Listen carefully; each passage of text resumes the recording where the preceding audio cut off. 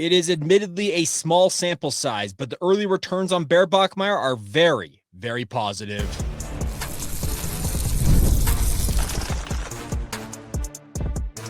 You are Locked On Cougars, your daily podcast on the BYU Cougars, part of the Locked On Podcast Network, your team every day. What's up, everybody? Welcome into Locked On Cougars, your daily podcast focused on the BYU Cougars. I'm Jake Hatch, executive producer at the KSL Sports Zone in Salt Lake City, Utah, and a 14-year credentialed media member at BYU. I am your resident expert and insider, your host here on this podcast, and as always, thank you for making Locked On Cougars your first listen of the day. Coming up on today's show, we're reacting to the Portland State win for BYU. I rewatched the game, have my game notes, passing along to you guys, including the play of the game that I think shouldn't be that much of a mystery. We'll get to that. Then we're going to do a new thing I'm going to do each week here on the podcast on a Monday. I'm going to call it the Big 12 Stock Watch. Who's up, who's down, and we'll do this each week, and we'll get to that coming up. And then we'll finish up today's show with two guys. One, a new offer from BYU and Trade and Messenger. The other, an exclusive one-on-one chat with Brock Harris of Pineview High School, our high school report, as it were, on a Monday. We'll get to that a little later on as well. It's all brought to you today by our friends over at Game Time. Download the Game Time app today. Create an account, redeem the promo code LOCKEDONCollege, and get $20 off your first purchase. All right, so right out of the chute here, many of you are probably wondering, okay, you rewatched the game, Jake. What did you make of Bear Bachmeier? I will say, I really was impressed with him, and it's only one half of football, and even then, just 11 passing attempts to really grade him on. But the biggest thing I took away from Bear Bachmeier in game one is that he looks like a guy who is simply playing football.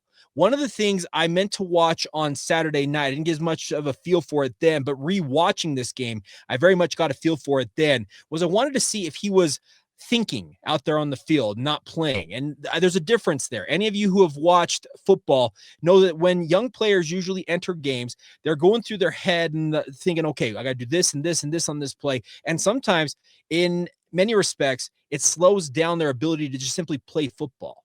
That's what I was looking for from Bear Bachmeier as I rewatched this game. And everything that I saw from him in this game screamed to me that he is a guy, he's not thinking that much. He's just playing ball. And that's a very positive sign for a young player of that caliber to come in and not find himself trying to think about what I got to do here, what I got to do there, what do I do to check here. All of that helps him as he tries to lead this BYU football program. Portland State is by far the weakest opponent BYU is going to play this season. I don't have a problem saying that in any sense of trying to make you think it's anything other than that.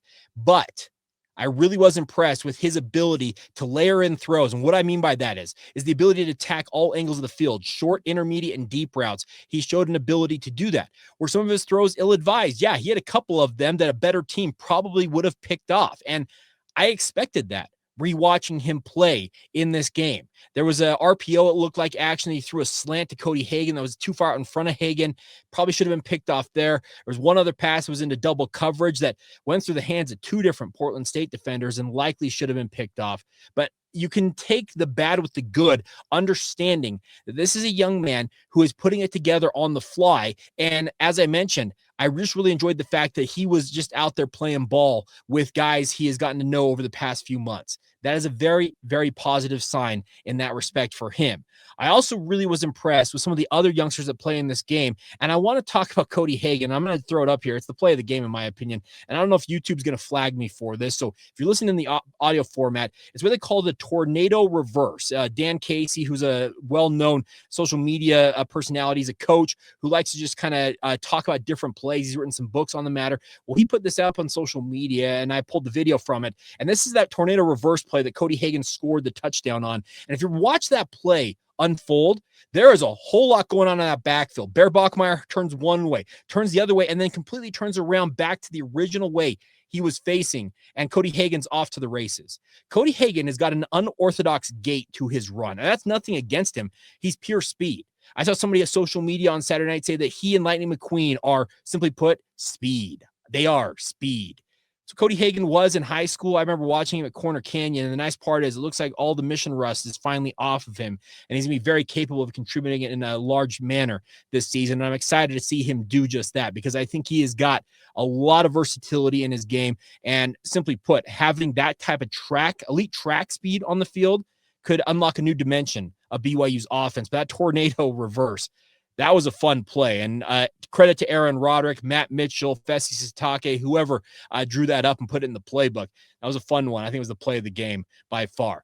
Other guys who impressed me in this game included Andrew Gentry. Any of you who had any qualms about him coming in from Michigan and never really being a full-time starter for the Michigan Wolverines, I wouldn't have him. He is a physical, nasty blocker, and he gets after it. He was downfield multiple times, just punishing Portland State defenders. Yes, there will be better teams ahead, starting with Stanford coming up this weekend, that he'll ultimately have to prove himself against. But for one game in a BYU uniform, Andrew Gentry, he was worth the wait. I really enjoyed what I saw from him. I thought the offensive line performed relatively well across the board. On defense, Isaiah Glasker somehow, in my opinion, looks even faster than he was a season ago. He's a bit of a unicorn. And what I mean by that is he's a 6'5", 240-pound freak in nature who can run about as well as a safety out there. They put him out in coverage, and his ability to cover up some of the mistakes of his teammates just simply because he's such a physical, athletic specimen, it's really incredible. He is going to be the next one of those linebackers that goes to the NFL, I feel like, and all of a sudden NFL teams are like, where did this guy come from? Well, he comes from BYU, and they have a really good track record of late. Kyle Van Noy, Fred Warner, guys like Alani Fua have all been very good linebackers at the next level, and they all got their start at BYU. I really like what I saw from Isaiah Glasker. John Talmoya-Peau, he was a guy who was getting a lot of laurels on this podcast and with other platforms during training camp with a guy like Jackson Kirkland. Not Jackson. I keep saying that. Justin Kirkland on the sidelines due to a knee injury. John Talmoya-Peau, he blocks a kick with his face mask, had an incredible hit, really kind of set the tenor on defense in the very first play from scrimmage. Ended up being a really, really nice game for me. He also recovered that fumble, and rewatching it, it almost looked like Tanner Wall was like telling him, don't dive on it, because Tanner Wall was going in to scoop and score, much like Jack Kelly did earlier on in that game. But John Talmoya-Peau, really impressed. I really also liked what I saw from Logan Latui on that defensive line. Logan is the vet on that defensive end unit. I know the guys like Bodie Schoonover and whom else am I thinking of? I'm also thinking of Viliama Apuha, are upperclassmen, but Logan Latui is a fifth-year senior. He is the oldest guy in that room. He was very physical, very active, and I was really impressed with his play on that defensive line. And then also back to one other standout on the first-string offense, Carson Ryan, everybody. Carson Ryan had an incredible touchdown catch. That is absolutely legitimate. But if you want to go back and watch a really, really impactful blocking game from a tight end, go watch the reps that Carson Ryan had in rundowns. This is a reason why BYU was so high on bringing him in, because he's a true three-down tight end. Can block, can catch, do everything that BYU needs their tight ends to do, and it sure feels like BYU's back in the tight end business with him leading the way. And we also saw some really nice cameos from guys like Noah Moiaki, who caught a touchdown pass. I also thought guys like Anthony Olsen had moments in this game in the blocking. Ethan Erickson made an appearance. So it was nice to see these tight ends get a chance. Also, on the second string, so the second half of this game, when we saw the second and third units there, how impressive was it to see Siosua Latufina, you may know him as Siosua Vete, who committed to BYU in the 2025 recruiting class. Well, he's getting second string reps at left tackle, and I think he absolutely looked like he belonged, much like Bear Bachmeier. Now, he's only on the second string unit, but to have a true freshman left tackle, and they list him at 6'5", 310 pounds, and if he's legitimately 310 pounds, he carries 300 pounds about as well as anybody on that offensive line. He showed a nice adaptability to go out there and play, and much like Bear, just play football. It didn't seem like he was thinking that much. He was just simply out there doing inside zone blocks, outside zone, powers, everything that BYU asked of him. He looked very impressive, and if he's going to continue this ascension, the future at tackle for BYU might be Siosua Latufina as soon as next year when Isaiah Jada is hopefully off to the NFL. A couple negative things included Ephraim Asiata. His targeting foul just looks even worse in retrospect. He took a full two and a half steps and then just really clocked the quarterback right in the chin. Kalani let him know on the sidelines there, hey, can't do that. I still love you, but you just can't do that. And I wish I had the clip of it. I couldn't find it. And if I would have pulled it from the broadcast, it probably gets flagged by YouTube. But if you saw after the replay, they showed Jay Hill in the box and you see his mouth says stupid. And it just was a boneheaded mistake. And Ephraim will learn from that. The nice part is he's not going to serve any extra time in terms of a suspension this week. He sat out the second half, and he will be good to go against the Stanford Cardinal this week. And then reviewing my notes real quick. Oh, also do want to give a quick shout out. Jovessa Demouni, he's a different type of running back than what we see from LJ Martin, as well as Sione Moa. But I really like Jovessa's new element he adds. He's kind of a straight line runner, kind of more in the mold. Miles Davis, the former now Utah State running back, played at BYU. I think Jovessa Demouni is kind of that type of back, but I will say this about Jovessa. He's got legitimate vision that Miles seemed to lack at times when he was playing at BYU, even though Miles had a really, really phenomenal performance against UTEP for the Aggies. All right, coming up next, we're going to try something new here on the podcast. It's called the Big 12 Stock Watch here on the show. I'm going to talk about programs I think are on stock is going up for them, programs or players who are on the decline, and anything in between. We'll get to it for week 1 coming up next as we continue on right here on Locked On Cougars. Today's show is brought to you by our friends over at Game Time. Now, college football is back. I don't need to break that news to anybody it doesn't feel like. And I, along with you, probably couldn't be more excited. The tailgates, the rivalries, the energy in the stands, there's literally nothing like it. But let's be real. Actually getting tickets can feel like a little more of a battle than the game itself. Endless queues, hidden fees, prices jumping up at checkout. That's why I want you guys to try Game Time. It is the app that gives the advantage back to the fans. It is the easiest way to score last-minute tickets at the best prices with no surprise fees. What you see is what you pay. And that's my favorite part about having used Game Time in the past. I knew exactly what I was going to pay right up front. There was nothing being tacked on when I'm trying to check out. You pull up the Game Time, just a couple of taps, you saw amazing deals you can find right there. Talking about your favorite college football games for as low as $25. And the best part is those prices go down the closer you get to kickoff. So if you're thinking about going to the game and decide last minute, you may get a very, very nice deal from our friends over at Game Time. And the best part is it's faster, cheaper, and less stressful than any other way I've ever bought tickets before. So take a guess, we're going to buy your tickets and do it with Game Time. Download the Game Time app, create an account, and use the promo code LOCKEDONCollege for $20 off your first purchase. Terms apply. Again, that's the promo code LOCKEDONCollege for $20 off. Swipe, tap, ticket, go. Download Game Time today. Thank you once again for making Locked On Cougars your first listen of the day. Please continue to subscribe, rate, and review the show. But more importantly, I want you guys to make sure you guys do this for Locked On. It's our annual listener survey. It's an important request for you as we put together a survey to learn more about our listeners and have you guys sound off on what you like about your favorite podcasts and make them even better. Chance to tell us what you like, what you don't like, even answer questions about our advertising. Everything is available to you guys now at lockedonpodcast.com/survey to get started. Everyone who completes a survey will be entered for a chance to win one of 10 $100 Amazon gift cards. Again, that's lockedonpodcast.com/survey to get started today. You also can find the link in the show notes below. Thank you in advance for helping us out. All right, let's talk about the Big 12 Stock Watch here on the show. And it's simply put, it's my personal opinion on the conference that BYU is a proud member of, and teams, players, trends, whatever it is that I think are trending up or trending down. We're going to get to them. So today is the debut of this, and I want you guys' feedback on this. Please sound off in the comments below. Send us a note via social media. Tag us on social media with your takes or email us, lockedonbyu@gmail.com with your thoughts. But here's the thing. So starting off, we're going to go with the stock up. And BYU absolutely has to have their stock up. If you did not see it, BYU is the only team in all of college football over the weekend to allow their opponent to hold their opponent to less than 2 yards per play. They averaged 1.6 yards per play, if I recall correctly, from our friends over at the Pro Football Sports Network, the college football arm.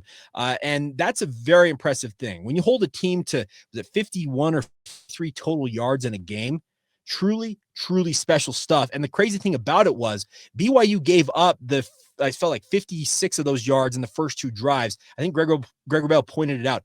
Their ensuing 12 or so drives, negative yardage. Just absolute dominance for BYU. It showed that Jay Hill had a little bit of a feeling out process the first series or 2 against Portland State. But once he got a feel for what Barney Ball was going to throw at BYU, they put the clamps down, and simply put, Portland State was in a straitjacket and couldn't get out of it. So the stock absolutely is up for BYU, even though it was an FCS opponent. You beat a team 69-0, 600 plus yards, really impressive stuff. I can't do anything but raise your stock. The other one, and I mentioned this Saturday night in our postcast edition for those of you who are everydayers, but the Utah Utes, I don't think you can do anything other than say that their stock is up. They go to UCLA. They, if I'm not mistaken, are the only Big 12 team to have notched a win over a fellow Power 4 program across the league this weekend, and they did it in dominant fashion in the Rose Bowl, 43-10.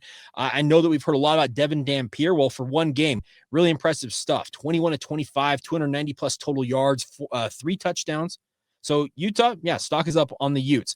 I also think stock is up for Sam Levitt. He showed absolutely everything you would have liked to have seen for a guy who's expected to shoulder more of the load this year for Arizona State without Cam Scadaboo. Had 4 total touchdowns, showed off an adept ability to really run with the football in addition to throwing it all over the field. Really liked what I saw from Sam Levitt for Arizona State. And then also stock up for Iowa State. They're 2-0. They obviously beat Kansas State over there in Dublin. And then they followed up with an absolute dominant showing, much like BYU on home turf against an FCS opponent. But the Cyclones, a team that BYU is going to have their hands full with in Ames coming up later on. It's late October. It's going to be a tough game for BYU going to Ames, and Iowa State very much looks the part. On the flip side of that, we mentioned that Iowa State beat Kansas State.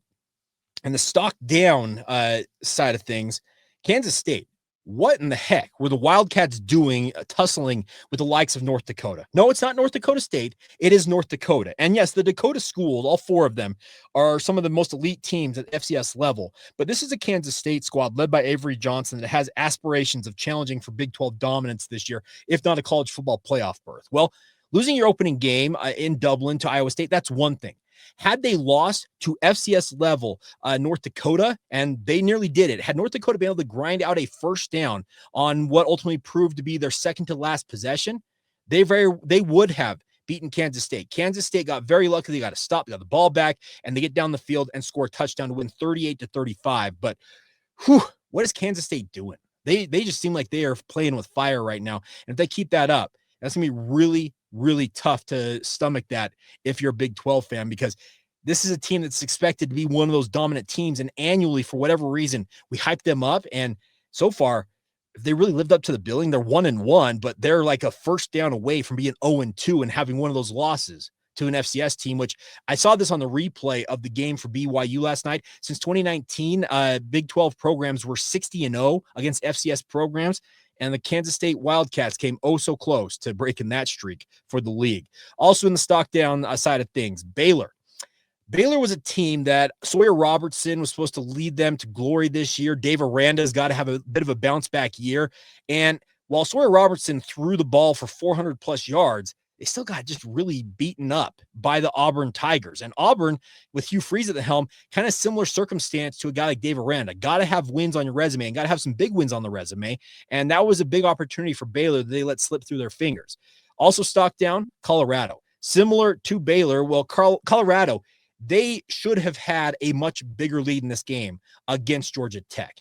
3 first-half turnovers, and Colorado can only cash it in for 7 points. That did them in. Now, late in that game, there was some head-scratching clock management from Coach Prime, but I still look at it. When you have a turnover margin, you're +3 in the margin, and you only have 7 points to show for it. That is wasted. That is wasted motion, wasted energy that you absolutely had to have if you were a Colorado, if you wanted to notch a win and strike for the Big 12. So, yeah, really, really tough to see that and stomach it and say, man, well, everything's good with Colorado. No, it's not, because the tough part is you look at the Buffs. They're expected to be a team that draws eyeballs because of Coach Prime, but eventually the sheen wears off, and you got to have some substance where the glitz and glamour of Deion Sanders and everything brings people to the Colorado games. But if you're going to lose in kind of head-scratching fashion to the likes of Georgia Tech, eventually people are going to go find something else to watch. So that's something to pay attention to with Colorado. And then finally, kind of neutral is essentially the rest of the league right now. With these FCS games week 1, you have the likes of Texas Tech and all these other teams, Kansas and the like, blowing out FCS teams like BYU. But I didn't come away from any one of them thinking that, okay, stock's got to go up or down on them. I felt it was very neutral. And now that may be me being biased because I did give BYU stock up with that Portland State win. But I really just think that this next week will start to tell us more about the Big 12 as we kind of get into more, okay, we got G5 versus Power 4 versus the Power 4 versus FCS. Those are just overmatched body bag games. They're money games for a reason. And yeah, I felt like there were kind of 3 or 4 things that were stock up, and one of them is a player. 6 of them were teams, and the rest kind of stuck in the middle, kind of in neutral territory. But we'll do this week to week, and some teams may rise and fall. Oh, Also, one other thing. You're probably wondering, why didn't you give stock up to Arizona, Jake? Okay, it's Hawaii, and I don't know what to make of Arizona right now. I wanted to keep them neutral, even though they did beat a G5 team. I think that Brent Brennan needs to get some wins under his belt, obviously get back to a bowl game at minimum at Arizona. We'll see what happens. Hawaii is kind of a middling to lower tier Mountain West team. I'm interested to see how Arizona does moving forward, but I was impressed with their dominant win over Hawaii, but I still felt like it was kind of stuck in neutral territory for me, at least from my vantage point. And like I said, this is all me. This is my opinion. So that's all that really matters in this Big 12 stock report. All right.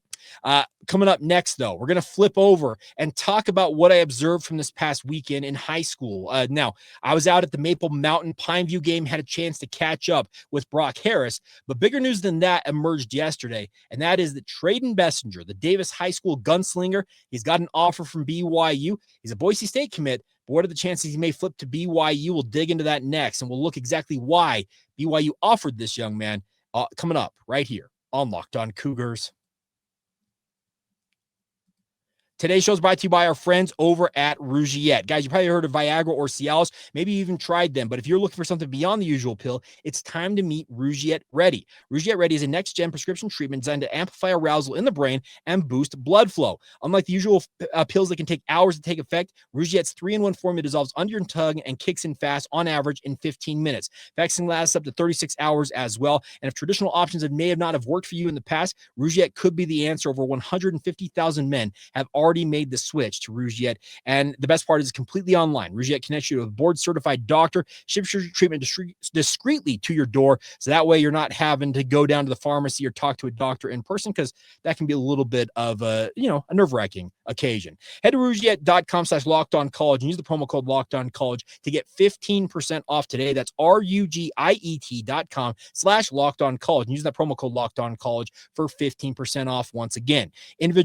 Individual results may vary with prescription treatment. Compounded drugs are permitted to be prescribed under federal law, but are not FDA approved and do not undergo FDA safety, effectiveness, or manufacturing review. Please visit the Rougiette website for full safety information.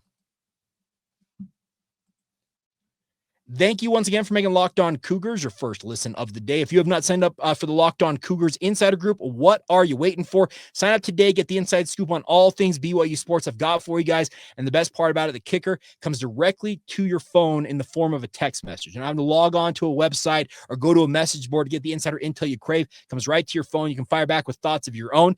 And trust me, we had a lot of response over the weekend. And big thank you to all of you already in the Locked On Cougars Insider Group for that. But many more of you hopefully will be joining us. And the kicker is a 14-day free trial to get you started and just $5 a month afterwards to be a part of it. Click the link in the show notes below or join us, or sorry, not join us, but reach out to us via social media or email if you're having issues, and we'll get you squared away.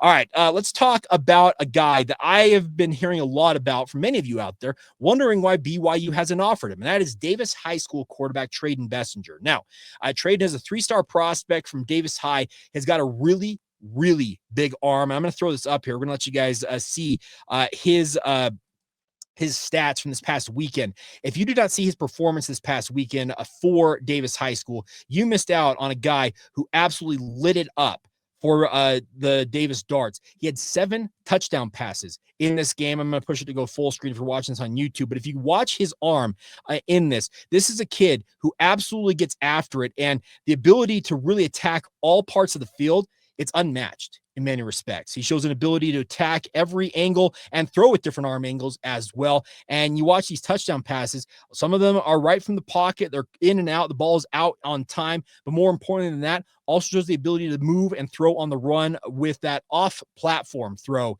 that we hear so much about. And the biggest question I think that has been waiting to be answered in terms of BYU potentially offering this young man has been his scramble ability. He shows an adept ability to move around the pocket. There's a question of if he's a true dual threat quarterback, because the way I have seen it and watching his highlight reels and the like, I've always kind of compared him to maybe more of a Keaton Slovis type, or in this year's squad, you look at like a Trayson Bourget, where they can run if need be, but may not be the most athletic quarterback you've ever seen out there. Can move well enough, obviously, to make plays, but doesn't have the true dual threat capability that a Bear Bachmeier or McKay Hillstead has on this year's BYU squad. That doesn't mean that he couldn't be successful at BYU, because I absolutely believe that he's got the capability of doing that. And I think he has heard those criticisms of his ability. And he also threw this up. This is from his junior season. I'm throwing the second video of him actually showing an ability to go to throw plays all over the field in terms of his scramble ability. He has heard everybody saying, hey, can this kid actually move? Well, so far so good, because I really like what he shows in terms of his ability to make moves in and out of the pocket. But once again, is he a true dual threat? No, he is not. But I don't think that is going to preclude him if he decides to attend BYU, because he is currently a commit to Boise State. So as a recording of this podcast, he is not decommitted from the Broncos. But if he decides to, I think BYU would do well to bring him in, especially in light of losing out on the Kenil Sweetwine commitment after Kenil decommitted right before this past season from Skyridge High School. Now, a guy like Traden will ultimately have to kind of gauge, okay, do I want to go to BYU and have to compete for playing time? I would expect that he probably has mission plans of some varieties. I understand he is a member of the Church of Jesus Christ of Latter-day Saints. That could allow for a little bit of leeway in terms of getting him in here. But could BYU, once again, get a guy that commits to Boise State and then steal him away from the Broncos? We'll see what happens with Traden Bessinger, but if you're watching this film on YouTube, you've seen adaptability that when the pressure gets there, he's got the athleticism to be able to get out of the pocket. And I also will add this. I meant to mention this earlier.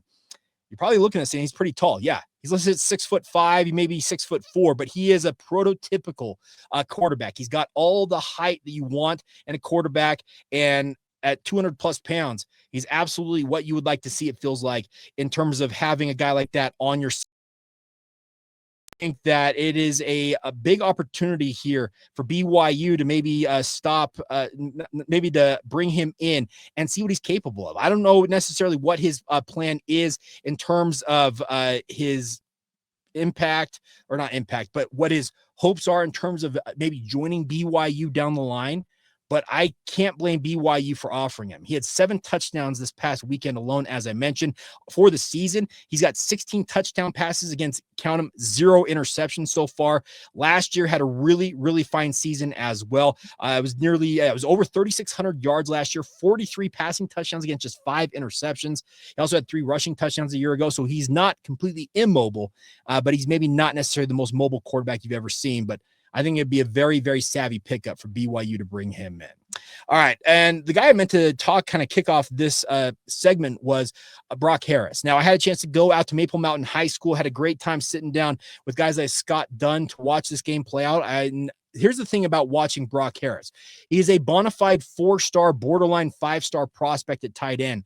And watching him in person is absolutely a completely different experience than watching him on film. And watching him on film playing for Pineview, he is a super athletic young man at 6'5", 6'6" at tight end. But watching him in person, he's absolutely smooth. This is a guy, and I'll tell this story once again. There was a person in the BYU football program going back over a year ago. So go back to the summer of 2024. So before last season, Brock Harris he was at BYU summer camp.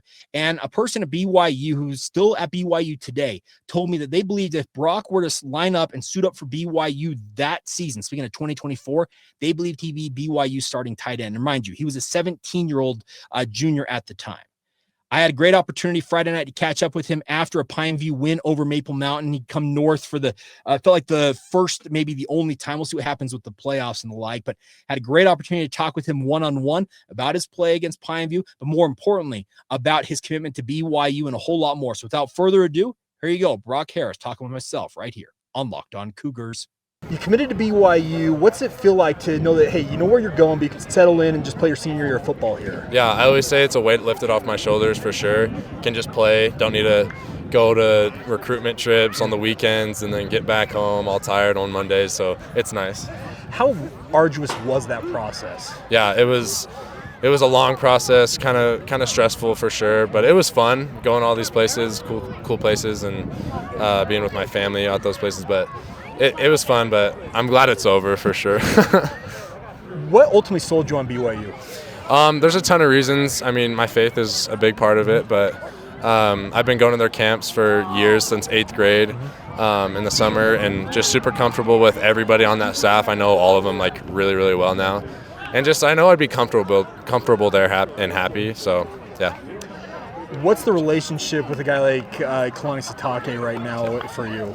Yeah, it's really good. We talk a lot. He's a great guy. Family loves him. But yeah, who doesn't love him? Well, that's a good point. And in terms of BYU, because I know your dad went to BYU and everything, how much did it mean to you to carry on a family legacy in Provo? Yeah, it's pretty cool. I mean, he played baseball there, and yeah, it's really cool. He knows the place really well. When we go there, every time he tells me like a story or whatever around the campus, and it's cool. In terms of your play, what have you worked on the most going into the senior year? The biggest thing for me has been my yak yards, my yards after the catch. And I don't think I've been that great the past couple of years, so I've been trying to work on that. And yeah. Well, you did that very first play of the season. You go right down the sideline. That's a pretty nice yak pickup there. Yeah. What's it feel like now that you're getting double and triple teamed? Is that just another thing you've adapted to in your life? Yeah, I mean, it's been happening since sophomore year. We work around it, get me in different formations and all that to get me open, and I think we're doing great. So, what do you look forward to most when you finally get to BYU? Because I know you have plans to go on a mission first. Is that correct? What's the mission plan first, I guess? So I'm doing the same thing as Ryder. Okay. I'm doing the shorter mission. Okay. And then I'll be back there for camp, and then So 2027 is when you're 2027 I'll be there. Okay. And then in terms of like when you get there, what's your ultimate goal? What do you want to do? I want to start as a freshman. Okay. That's a big thing for me. Talking with Coach Gilbride, he's like, you keep it up, and you'll definitely have a shot doing that. So yeah. I know you've got a really good relationship with Ryder. Is it better now than it ever has been before? Like, what's it been like? Oh yeah, for sure. We make group chats of kids we want to recruit, and we tell them we want you here. Home is BYU and all that stuff. Yeah. But it's good. We talk a lot, and he's cool. Did you watch him on TV last week? I saw some clips, but yeah, he balled out. Well, what are you excited? Because you played with him at 7-on-7 and the like, correct? Like you've experienced him in person and played with him already. I have not played with him. You have not. Okay. No, but what do you make of his game? I mean, when he obviously has a gun, but like if he has any pressure, he can get around it and then just make plays. That's a huge part of his game. He can just make plays all the time. So you guys are created your own little recruiting service then, with you two working on it. And are you also building relationship with the other guys in the class, guys like Bachmeier, Latalo, and the like as well? Oh yeah, for sure. Our official visit, there was a ton of kids there, and we all bonded so well. It was like we've known each other forever, and it was super fun. So. What do you want to accomplish this year in your senior year? Like, what do you have left to accomplish at the high school level? We've struggled past couple of years, so I think at least win a region championship. That would be huge for us. So if we just keep this up, I think we can do that for sure. And I guess last thing for me is, as you look forward here, when you get to BYU, what do you want people to know about you that may not know already? Does that make sense? Like my game-wise? Yeah, or game, whatever that you think Cougar fans may need to know about you. Yeah. I think a lot of people know me for like catching, receiving, all that stuff, running routes, but I wouldn't look past my blocking game. I take pride in that, and I strive to get better at that. There's definitely things I can fix, but I don't want to just be a receiving or just a blocking. I want to be able to do it all.